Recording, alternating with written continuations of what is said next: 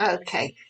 So, very pleased to welcome everybody to this evening's In Conversation with, and it's with Gill Leng, who's been a housing consultant for many years and has worked for a number of different organisations in the housing sector, but in the last 6 or 8 years, I think, 13.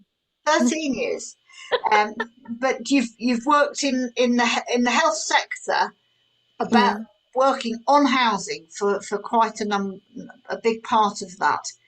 And I think Jill's got a pretty unique insight into the way that housing and health interact, and I think what we need to do about it.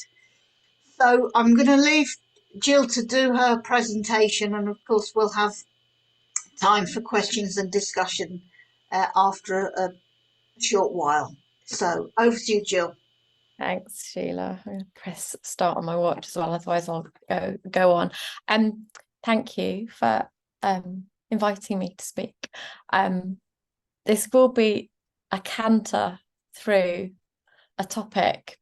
I'm so used to straddling both housing, public health, the NHS, adult social care, that I forget that not everyone's got the same perspective. So I've included some slides to start with so that you can hopefully, I suppose, get on the same page that I've been on certainly for the last 13 years or so. I'm very much housing and home and communities by background, but I fell into public health because of supporting people. If anyone remembers that programme around housing related support back in 2002, I think. Yeah, so from that sort of point, I've sort of always kind of worked with NHS and public health and adult social care colleagues. So it will be a canter through. I apologise if you've got any questions. Put them in the chat, and at the end I've provided a big list of reading, but there's lots of references as well. So let's see if I can get this to work. This is briefly what I'm going to cover. Like I said, I'm going to cover quickly, I suppose, what I'm looking for when I'm looking at any kind of proposals or proposed policies around homes and health, and what I'm looking for both in terms of the overall approach to health and where does homes fit within or alongside that, and what do we mean when we talk about a healthy home. A really high level summary of the challenges that need to be addressed. I could cover weeks and eons worth of evidence and data in detail about homes and health as it relates to any number of populations in the UK and further afield, but I've literally got it on 2 slides. But I've also, I suppose, more importance to you anyway, I have summarised what is said in the national policy document and the missions, and also, as Sheila said, I suppose my questions about what's not being said, but also I suppose what the opportunities are, because it's not always thinking about what does it say specifically about housing, but what are we saying about how we might approach health. So I've got a whole kind of list of thoughts as to what else could be done, for little or no money, obviously bearing that bit in mind. Okay, so I'm really sorry if I've got health colleagues on the call, because some of this will be teaching you to suck eggs. But I just wanted to suppose emphasize that when I'm talking about health, I am not talking just about the NHS and the treatment of ill health. And actually, that bottom diagram there, and we have a version in the US evidence source, but in the UK we have a really similar piece of evidence which suggests that actually across our lifetime, and your health is the work of a lifetime, actually the NHS really only contributes about 20% to your overall health and well-being. And actually it's everything else in your life, the socioeconomic factors, health behaviours and built environment, that makes a difference to your health and well-being across your life. And so I'm definitely not just talking about the NHS. I suppose the thing also that all of you will be really familiar with is that there is, I think I used to have a slide that showed that the amount of money going into the NHS was far and above the amount of money, for example, going into local government. And local government arguably has a huge role to play in the other 80% that contributes to our health and wellbeing. And actually, if we were to somehow shift our thinking and our spend, well, that should be the aspiration. Actually, you know, hopefully that clinical care would cost a lot less because actually we're investing in other things that make a difference to health and well-being. And I'm very much talking about, or coming from the perspective of public health, and that's nicely described there as the art and the science of preventing disease, prolonging and promoting health through the organised efforts of society. And I think that's really important also to highlight. The other thing as well, which I think I wanted to highlight from a health perspective, is I'm never just talking about physical health. I'm always talking about physical, mental health. When it comes to housing and home and where we live, arguably everyone forgets about the impact on mental health and well-being, and actually there's a real dearth of evidence around the difference that where we live makes to our mental health and well-being. But I'll show you what there is available as we kind of go through. The other thing I always advocate for when I'm working with any kind of particularly local authorities, but also the new integrated care systems that exist within the NHS world, is that we should always take a life course approach when we're thinking about the home environment and how healthy that is. And this is for a number of reasons. There's a nice little diagram there, but actually throughout our lives, various things happen, transitions, our settings where we spend our time, they all change, and that makes a really large difference to our health and well-being. And within those settings includes our home. Our home is the constant. It might not be the same home, but that makes a massive difference from before birth right through to the end of our lives. The life course approach is obviously because it's thinking about everybody within a household. It's not just thinking about, for example, the tenant who you might have a relationship with if you're a social landlord. This approach really does think about the future generations as well as our existing generations. And I think that's really important when we're thinking about housing and health policy, because typically we tend to focus on older people when we're talking about housing policy. There's nothing ever written or done about young people and children and housing policy.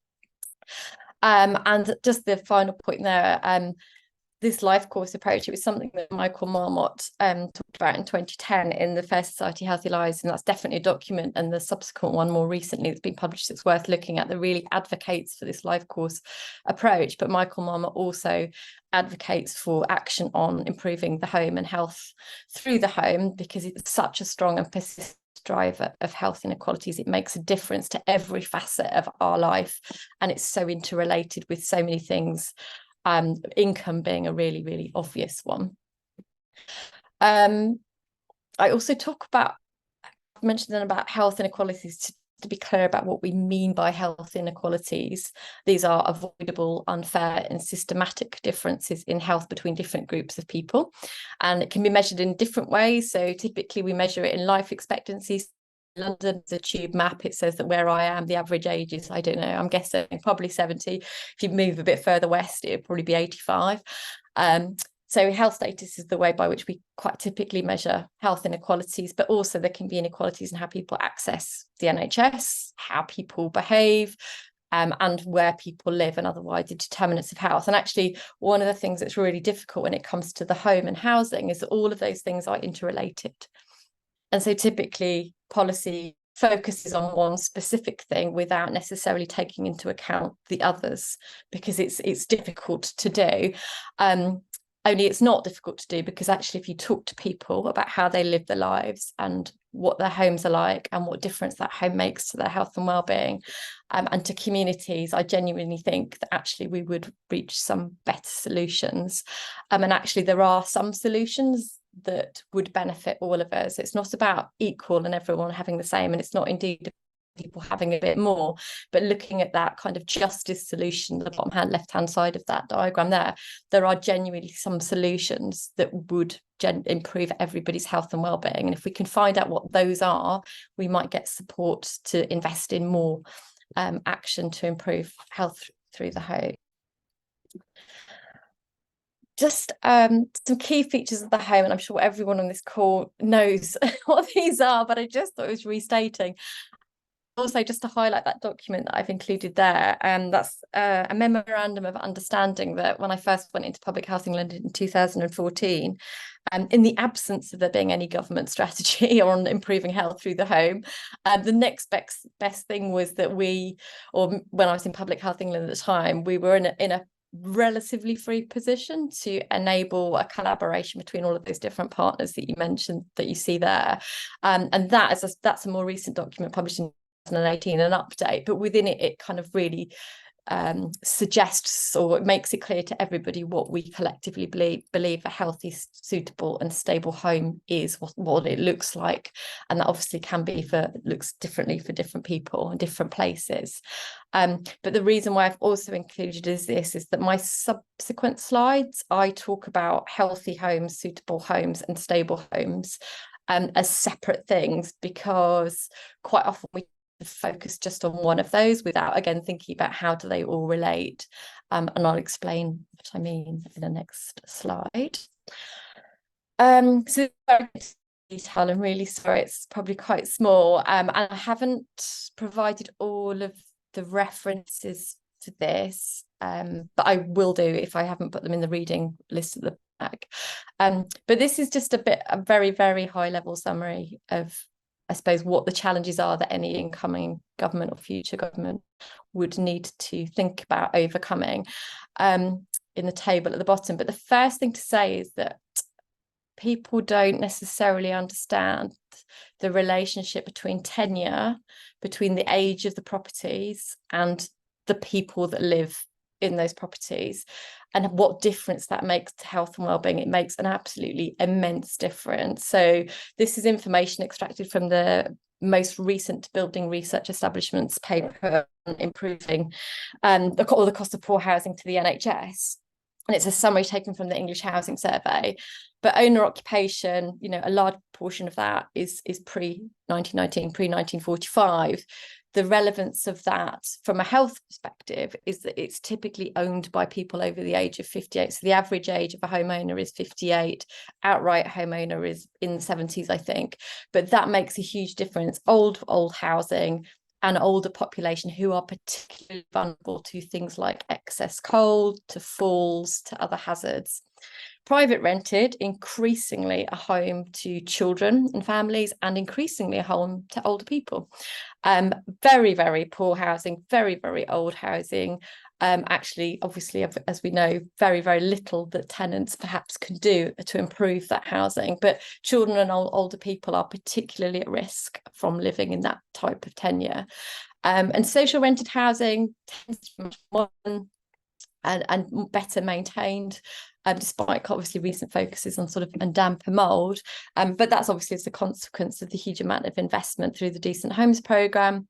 The thing to note, though, about that and why the health and the quality of that housing is so important is because there's a really, really high proportion of people living within that tenure who have a long-term illness or condition. So they are particularly vulnerable to any housing, because they spend a lot of time there, perhaps. So yeah, they're perhaps more vulnerable than they would be than other households living there. There's some figures below, which I won't go into kind of vast amounts of detail, but you can see that what I've tried to do is just extract some really key stats to emphasize the size of the challenge, whether it relates to healthy homes. So those are homes with what we'd say without a hazard to health. They're safe to live in, they're warm and affordably warm. Suitable homes, suitable to who lives there. So, for example, enough space for a large family or for a growing family. Adaptable, flexible for people whose health and care needs may mean that they might require support or some sort of help to move around the home. And stable homes, particularly in this instance, I've highlighted that the levels of homelessness that are being experienced at the moment, both for families with children and other populations. And I've also included a couple of columns there about cost to the NHS per annum, and the cost to wider society, and there's references at the back. But this actually, for people working in the health system, and I say that in the broadest terms, this isn't widely understood. I think when we talk about housing as being a wide determinant of health, it's almost all too easy to think about housing as being something over there and something that's got nothing to do with me as a clinician working in the NHS.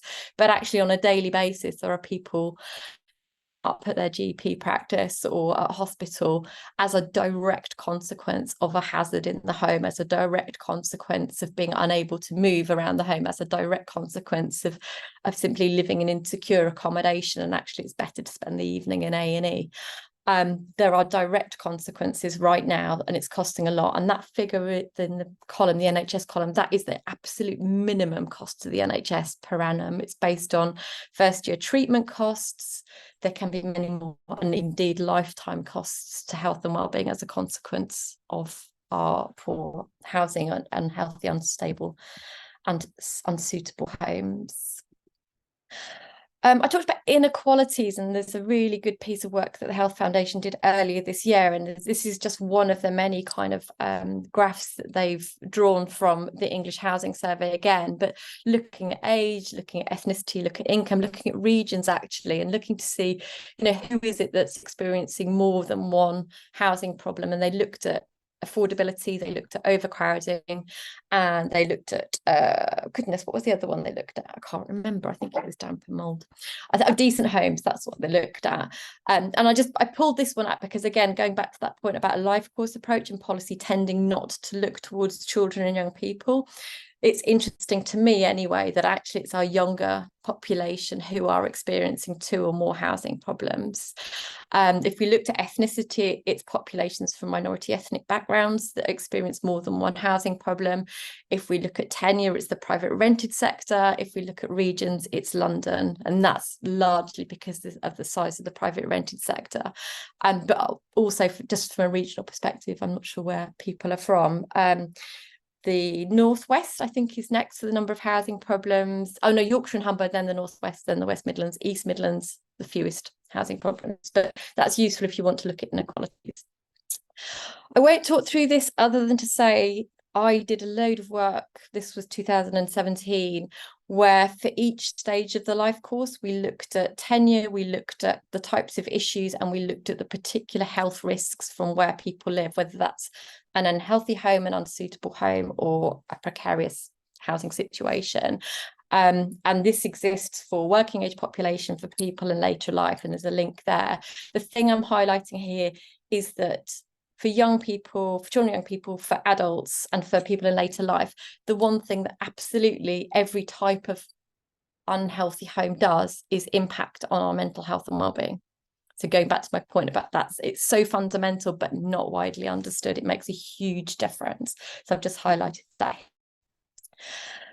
You'll be glad to know there's only about 3 more slides. It's a canter.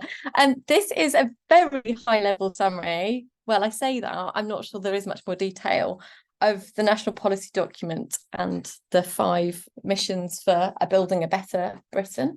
And actually what's specifically said to improve healthy homes, to improve the suitability of homes, to improve the stability of homes. So what are the direct policy proposals that I believe will contribute towards addressing some of those issues I mentioned on the previous slide?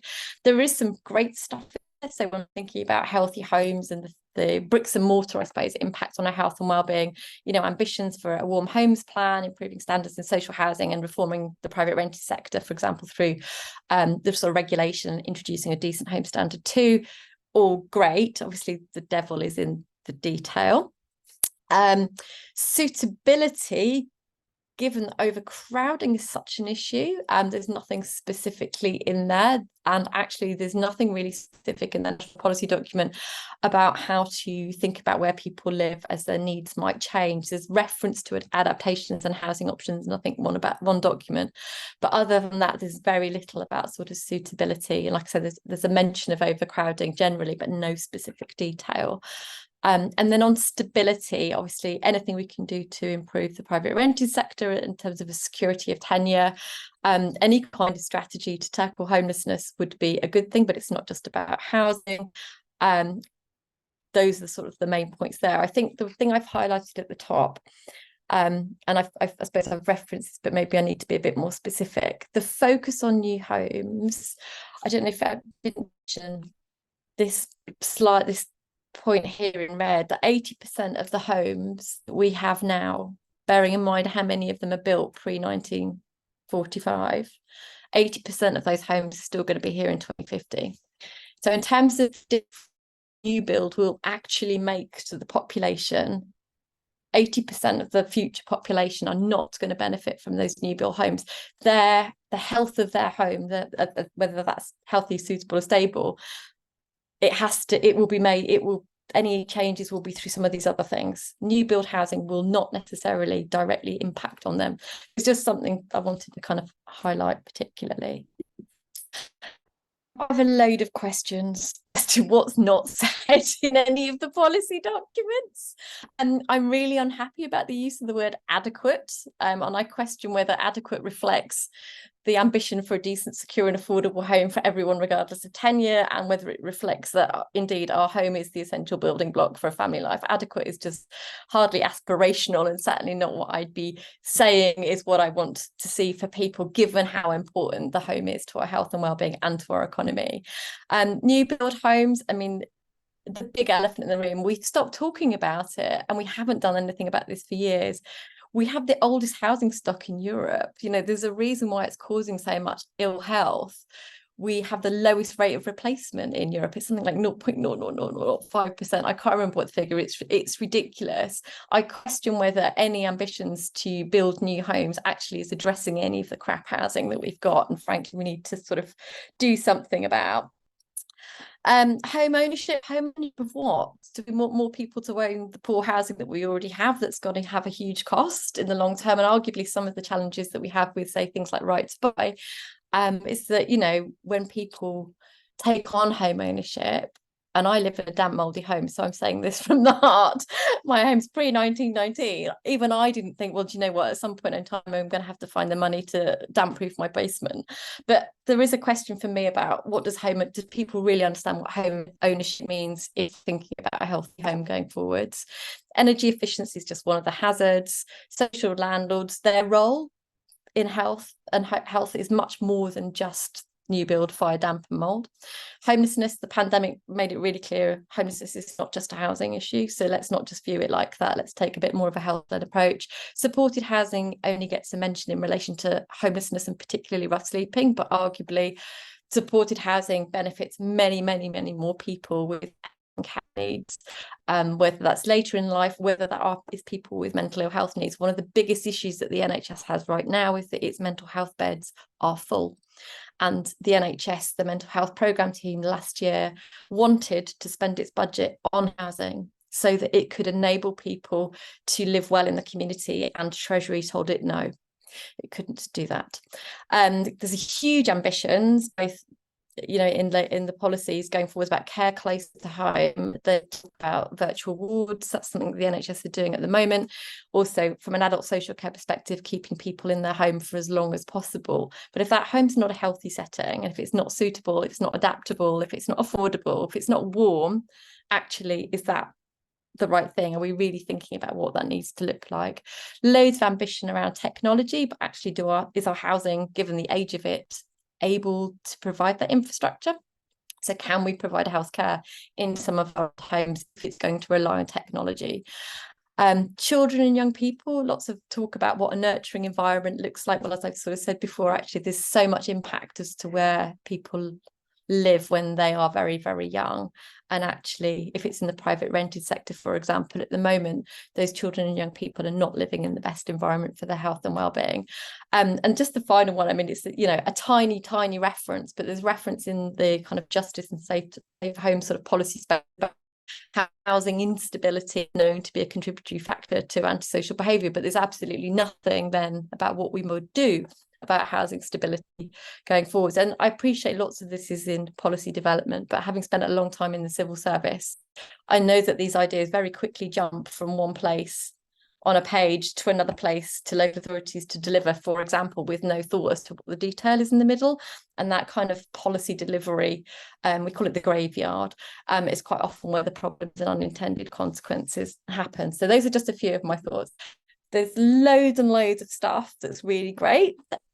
If only thought to the home as a real, a real determinant of health was as long as there was much more thought and in-depth thought and detailed thought given to, if we want all of those aspirations for the health and well-being of our population, how do we need to do things differently in relation to our homes? So there's, the focus on prevention first and health policies is great, but home has to be right in there. It has to be central. It has to be underpinning. It can't just be an add-on. It can't just be this lame conversation between Department of Health and DLUC or whatever it might be called in the future. There's aspirations for cross-departmental working and integrated working. Having been in that space, I know how difficult that is. And I honestly believe that the only way forward is if actually you name something, if you give homes some sort of precedent in the same sentence as health, just as we have the health and work unit at the moment, advocating for a health and homes unit that would actually take some responsibility and drive change and be able to hold people to account. There's lots that's said about technology and data capture, and one of the biggest bugbears of anyone working in health and housing is that we don't know enough at a granular enough level to be able to make better decisions. So we don't know, for example, at a very neighbourhood level, the extent to which housing conditions is impacting on the number of people presenting with asthma. But actually, if we did, we might take some different decisions about how we spend our money collectively in a neighbourhood. So there's loads of opportunities if only the data was shared, if only there was better ways of capturing the information that we have with our local population. There's lots of promises or suggestions that we will obviously strengthen the public sector workforce with a particular focus on health professionals. Our environmental health professionals, our public health professionals, there's only 7,000 of them in England, which is a nonsense given that they are responsible with the housing conditions and quite often the suitability of our housing. But our housing professionals as well, the housing sector at the moment is really, really struggling to recruit, to retain, to support people. The pandemic had a huge impact on our housing workforce. We have very, very few academic routes into housing. I would argue that as much attention as goes into health professionals and strengthening networks needs to go into our housing workforce going forwards. And alongside that, recognising what that would do for economic growth, for education and employment support. There's reference to children's health plan and mental health support. I definitely think home is a pretty big contributor to that, given what I was sort of saying before. And then the only other, the good focus is, I suppose, that the recognition that certainly local authorities and communities, local leadership role is really where we need to go. But I think that needs to be based on an honest conversation about what we've got, which is some of the oldest and most unsuitable housing stock in Europe, and actually what does that mean, and collectively what we could do. And I've got loads of evidence from abroad as to actually, if we do have an honest conversation and people are better informed, then they might make different choices themselves, and we also might generate some sort of community interest in doing something differently. I'm going to stop there. Sorry, Sheila, I've gone over, I think. And there's some references on the next slide, but you'll share these, won't you? Yes. There's lots of references I can add. Yeah, that's fine. Thank you. That's as I knew it would be, a very impressive quick tour of the issues. My head's reeling. Sorry. because of what you've said, not just there's quite a bit, but there's some really important messages there. I think I'd just like to go back to the slides that are about the National Policy Forum document.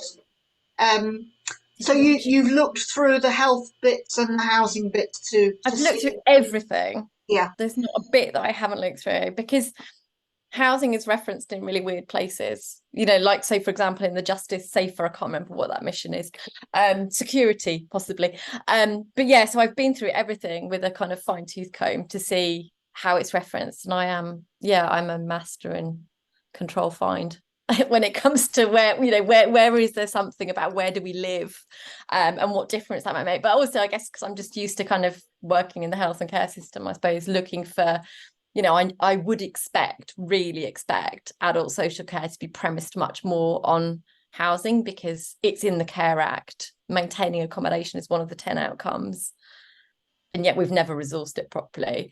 But there's literally one tiny reference to it, and it's not in the national policy document. And I just sort of think, really, this is, yeah, if you want home first, if we want to really genuinely enable people to live in their homes for as long as possible and not live in hospital or not live in prison, which is the alternatives, then we need to do something about the home. We need to, you know, yeah, so there's no more. I've really looked for more detail, but that's perhaps to be expected at this stage, I guess.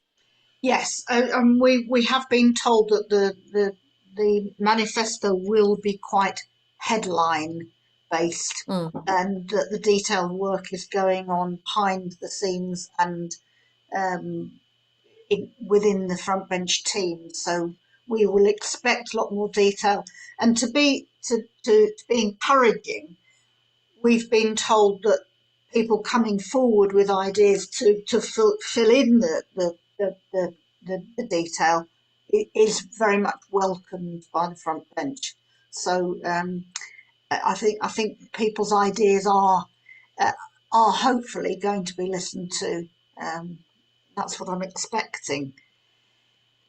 It's just how they get to hear from us. So I think what you've been saying we will certainly circulate to the front bench.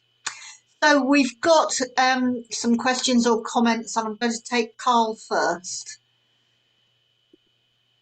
Hi there. Thank you. Yeah, and I think following on what Sula says, you know, you've got open door there, so it's been really useful to hear your thoughts about where the gaps are in the current policy documents, and you know, at Labour Housing Group, you know, we're pretty much unanimous. We would love one of the national missions to be all centered around housing instead of it just being dispersed here, there, and everywhere.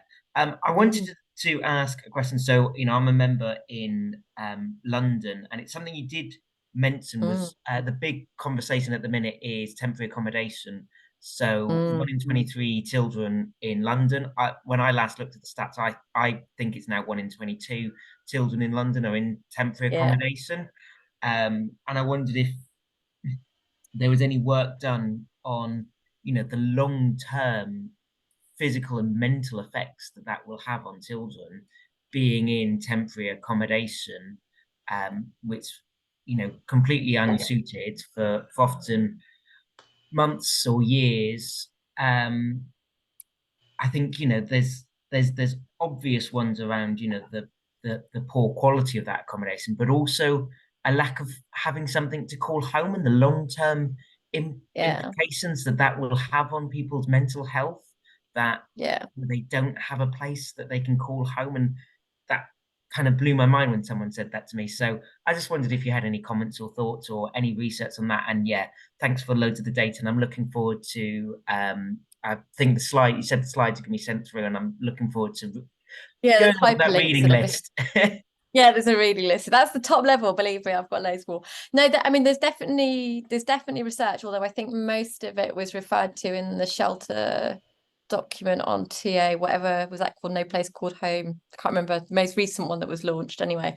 I think they have kind of referenced it because actually one of the big gaps in our health evidence is around children living in temp, and I think the last big piece of work was 2016.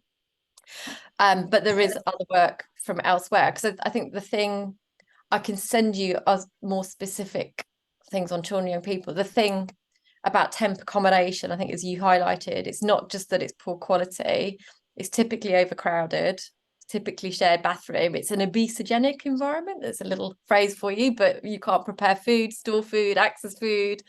You can't, there's so many things wrong with TA. It absolutely blows your mind when you think about there is no way that those children are leaving there with their health intact. They've had the worst possible start in life.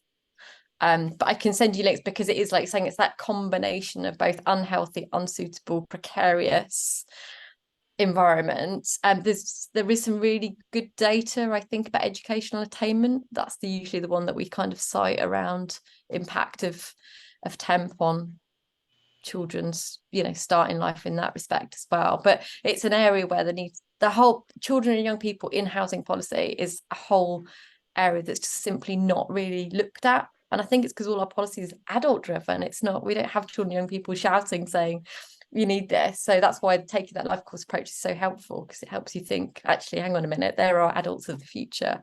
We're completely, you know, not setting them up well. I'll see what I can dig up for you that might not be already out there. Thank you. That's an excellent question. Just to add in a quick plug for Labour Housing Group, we're currently working on ideas on improving temporary accommodation to centre the front bench. We had a conversation with Paula Barker, who was the homelessness shadow minister until recently, about what could be done to improve temporary accommodation that might not be either very expensive or need huge long-term planning. So that's what we're prioritising and what we're... Yeah, so before I forget then, Sheila, just on that, because I was with the London Borough today, actually, and I think the other thing that we tend to do, certainly in the housing world, is think, oh, well, we can't, everything needs a big... So for overcrowding, for example, the number one thing that we always talk about is actually, well, we need to move that household. So that's what we focus on. But we don't actually think, well, hang on a minute, we've still got that household there. Is there anything we can do in the meantime? And I'd say the same with TA. So there was a pilot and it was in London, actually, and it was a programme. It wasn't so much of a pilot, where there was a real focus on removing hazards in the home. So children and young people really impacted by through, well, accidents, but we call them unintentional injuries, you know, and especially if you're in a, you know, a one bed with the cupboard with cleaning products without a lock on it. You know, there's some really basic stuff that the Child Accident Prevention Trust has said we need to do something about. Does anybody look at TA from that perspective? No, they don't. But actually, there's a really short-term thing you could do where you could say, actually, you know, are we sure that we're doing everything we can do just simply to remove some really basic hazards? Yeah, that kind of, we tend to think about longer term stuff, don't we? We don't think about actually what can I, and that's why I think a conversation with people in that circumstance would perhaps bring to life some of the smaller things that maybe could be done. Dermot, you're next. Thank you, Sheila. Gill, I read through the MPF report last weekend, and I was very surprised that there's no mention of empty homes. Oh no, there's none. No, it's shocking. But hopefully that might be corrected. My question, though, is about it. The document talks about a new standard for the private rented sector, and you know, what exactly is this new standard? Because we've got the Housing Fitness for Human Habitation Act, which Labour, you know, struggled to get through Parliament, and yet it's not enforced. We don't have enough housing lawyers. That poor child that died in Rochdale, if they'd had, you know, legal help, the child would still be alive. And, you know, enforcement is a real issue. You've touched on the shortage of environmental health officers, but there's a shortage of housing lawyers, and they're not being paid. The legal aid rates are grossly inadequate. I mean, just on the, well, where do I start with that one? There's two parts to it, I guess. What was the first part? Well, I was saying about empty homes not being mentioned. Not the empty homes. There's the lawyer part. The standards. You're asking me the standards so, and failure to mention the current legislation. There's absolute failure. There's in one of the documents, and it's not the national policy document. It's one of the missions, and I think it might be the health one. It talks about decent homes version 2, and that being something that would be imposed upon, or that's what the expectation would be, that the private rented sector would kind of meet that. But I don't know how much people know, and I can send you links. There's obviously been consultation recently on the Decent Home Standard. There's obviously been some changes to the Housing Health and Safety Rating System, which are absolutely dire, and just there's so much wrong with what the government's doing at the moment with all of our standards, like absolute race to the bottom, that there's going to have to almost be some going back and, yeah, I suppose raising the standards. It feels like there's steps before we get to that point of, well, what would the standard be? And like saying, we've already got something. It's just a case of, actually, why wasn't this enforced? So the Housing Health and Safety Rating System is, I mean, a great one, because I mean, that being the basis of everything at the moment. The evidence that sits behind that's over 20 years old. It's never been updated. And the most recent version that the government's just reviewed and published hasn't updated the evidence. So it's out of date. But you know, but I think that I would definitely include the kind of lawyers. But yeah, when we're there's lots of talk about who we need to have to deliver things. You're right, there is a lot of legislation that's already there. It could do with updating from an evidence perspective, and it could do with capability to actually apply it. No, I don't disagree. Maybe the development corporations will do something about the empty homes. Well, I've not seen anyone smile about those yet. Well, I get the impression the development corporations are going to be leading on the new build stuff. Oh no, you're right. But that's the thing. It's how short-sighted to focus your entire policy on. I mean, it's a massive part, but it only impacts a tiny proportion of the population from a health perspective. Which is what's interesting. There's a huge emphasis on home ownership.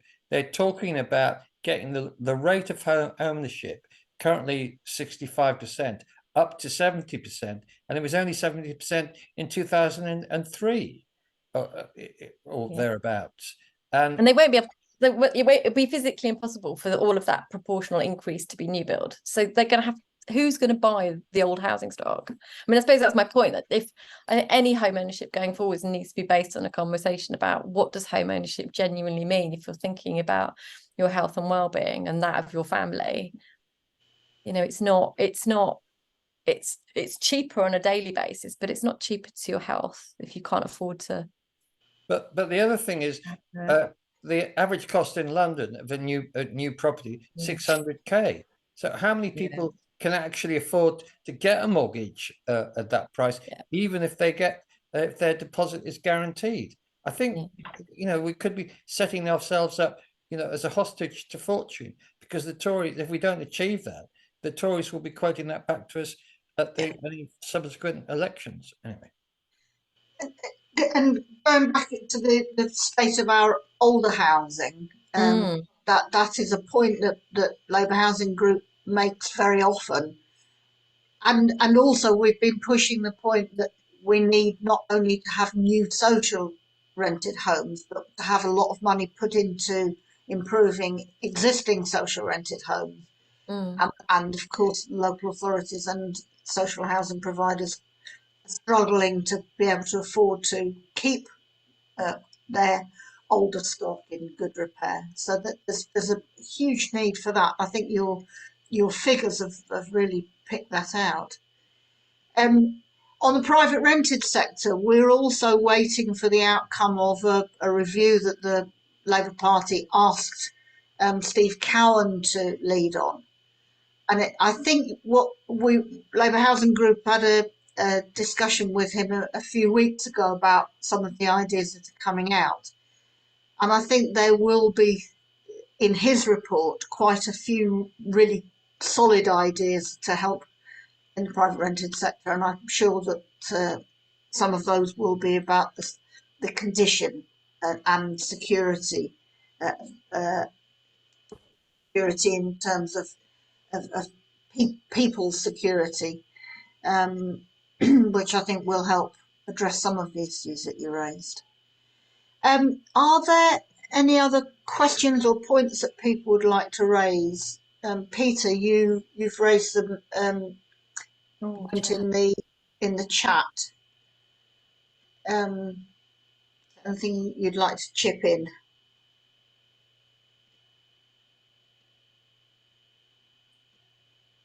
can't see him, so I'm not sure.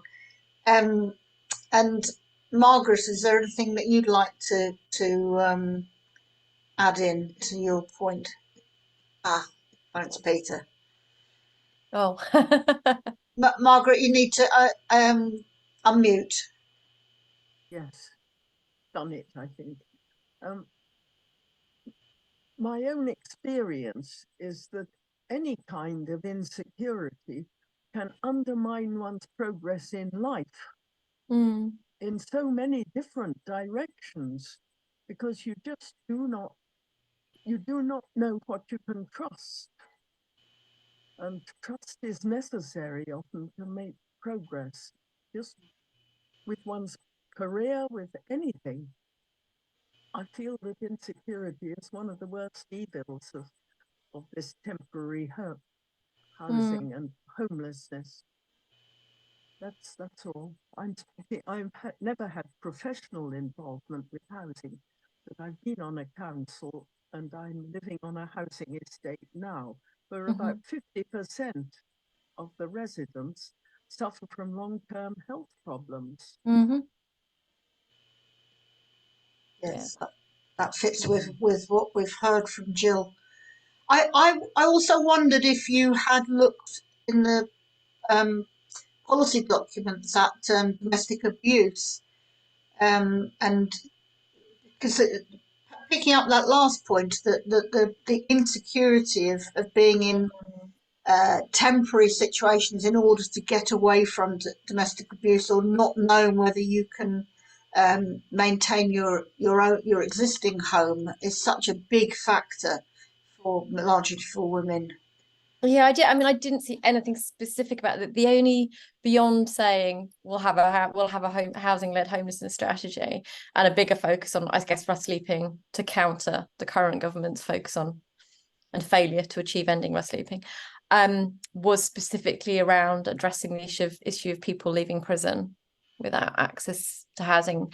But there was also recognition, but no specific policy proposal around I suppose the care system, and obviously ideally preventing children needing to go into care in the first place, but recognizing that care leavers quite often are at much greater risk of homelessness. So there was reference to it, so which kind of gives you hope that there might be then some subsequent sort of policy that reflects that. But nothing, I didn't see anything specific about domestic abuse, violence against women and girls in that area. I can go back and double check, but I didn't see anything specific. Right, Carl. Sorry to ask a second question, but I was just thinking about some of the things you said and trying to be maybe a bit controversial and maybe a chance for a bit of discussion on this. Is you were talking about the low level of I don't know how you called it, housing renewal, you know, of Oh yeah, replace the rate of replacement. Of replacement.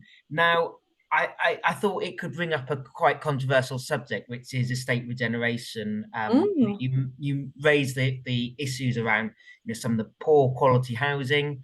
There are some estates and council housing out there which would probably need a lot of money to bring them up to scratch, and may not, even because of inherent design flaws of when they were built, never get to where they want to be. But we know estate regeneration is a really difficult thing. We were talking about security of tenure and telling a whole load of people that you're going to demolish their home, which they like, is a real challenge. So I wondered what your opinion is on estate regeneration, and whether you think that is something that needs to be done in order to tackle poor quality housing and improving, you know, improving housing stock.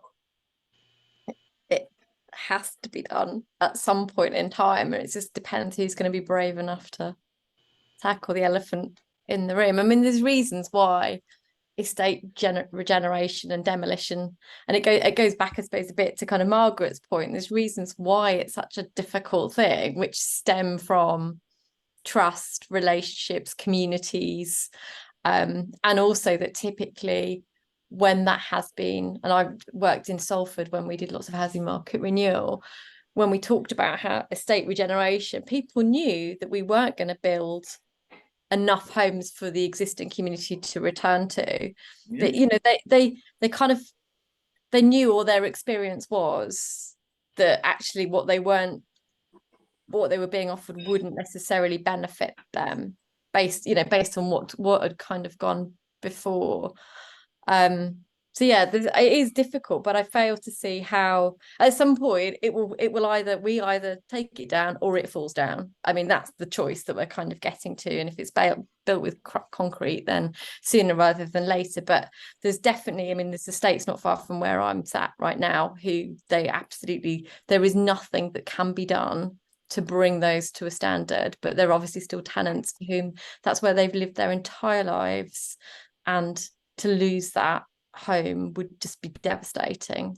There's some research, I can provide you a link to it, comparing estate regeneration and renewal across Europe, and kind of who's done it well, who's not done it well, what difference it made to kind of the end results. And interestingly, the best approaches are where the conversation with the community hasn't been about the housing, but it's been about employment, or it's been about education, or it's been about, like, let's look at what's not possible as a consequence of our poor housing. Let's focus on that and let's see what happens. And focusing on employment weirdly meant that the community were really heavily involved in the regeneration in an employed way, which had loads of other benefits other than just simply the housing. But yeah, I definitely think estate regeneration is something that would have to be tackled. Right, thank you. Are there any other questions? I've got some sort of more general ones to finish off. Just changing tack really, and looking at systems rather than policies. What would be your number one choice if you wanted to change the relationship, the way that health system and the housing system work together, either at national level or on the ground? Because I think that interconnection between the systems is one of the things that's really important, that would help to tackle some of the issues that you've raised. I think it's having, so I'm unusual, and my post when I was in government was surprising to most people who discovered I existed, and it was always short-lived and underpaid and short contracts, because I sat across 3 government departments and I was free to roam, and I could see and I could influence and I could inform, because I worked for the artist formerly known as Public Health England. But that was absolutely unique, and like I say, not everyone liked the challenge. At a more local level now, it's really evident. I think we've got about 5, maybe 6 integrated care systems out of the 42 in England, who actually have a director level housing post now, who sat kind of integrated across both local government and the NHS, who knows enough about both worlds to ask good questions, to provide good challenge, to suggest solutions. And there is so much potential from just having some people in the right place with the right knowledge and the freedom, I suppose, to ask some questions, to suggest that there might be different ways of doing things. So I think from a system change, and we did fail about 2 or 3 times at spending review to suggest actually it was costed up, everything. We knew how much it would cost to put somebody in place at both a regional level, an ICS level, and a national, to be able to just be in the room and to get home in all health policies. So when the NHS is talking about virtual wards, to say, well, that's all well and good, but do you actually know where your patients live? Do you know if they can have that technology? Do you know if they're warm? Do you know, as we saw, people were having to turn off their, electricity, which provided life support, oxygen, because they couldn't afford the energy. But you need somebody in the boardroom within the NHS to say that, to say, actually, don't assume you're going to see better patient outcomes by just simply shifting someone into their home and providing a bit of on-call via I don't know, YouTube or something, I don't know. But yeah, to having somebody in that space, which is why I think there's two things I would focus on, and one is the workforce and one is data.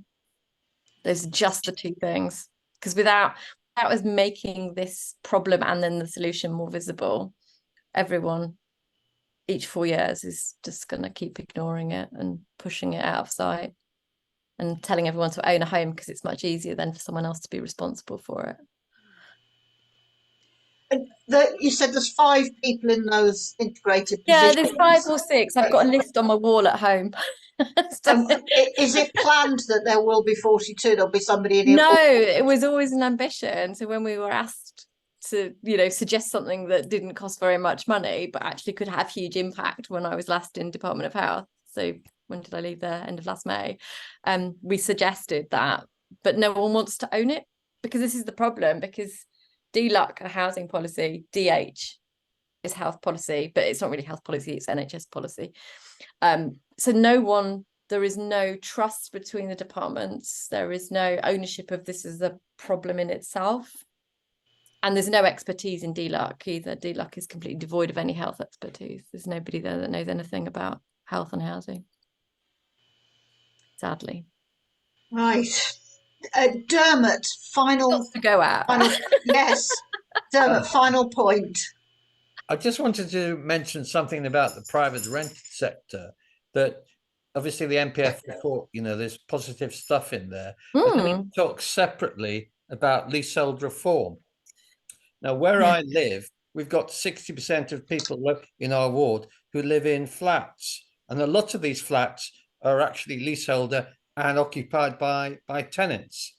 And I think I read somewhere in the National Housing Survey that nearly 30% of private tenants live in flats. So they'll be renting off leaseholders.